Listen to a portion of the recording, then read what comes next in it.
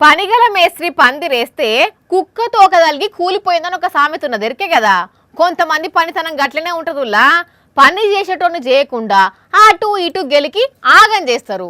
నలుగురు కలిసి ఒక పని చేస్తుర్రు అంటే ఒకరితోనొకరికి కోఆర్డినేషన్ ఉండాలి. నీ పని నీదే నా పని నాదే అంటే పానం పోయే పరిస్థితి వస్తుంది. గా కొత్తగూడెంలో ఏం జరిగిందో చూడుండ్రి. అయ్యో పాపం గా అన్న పైప్ లైన్ల కోసం కాలువ తవ్వుతుంటే సడన్ గా మట్టి కుప్పలు కూలి మీద పడ్డట్టున్నాయి. అంతగానం మట్టి మీద పడేసరికి బొండిగా దాకా మట్టిల్ని ఇరుకపోయి మొత్తుకుంటుంటే అక్కడ ఉన్నోళ్ళు పోలీసులకు ఫోన్ కొట్టిండ్రట. పోలీసులు వచ్చే దాకా అట్లనే ఉన్నాడు పాపం. వాళ్ళు వచ్చి పారతోని మట్టి అంతా పక్క కానీ సంతోష్ను బయటికి తీసి హాస్పిటల్కి పంపించిండ్రు.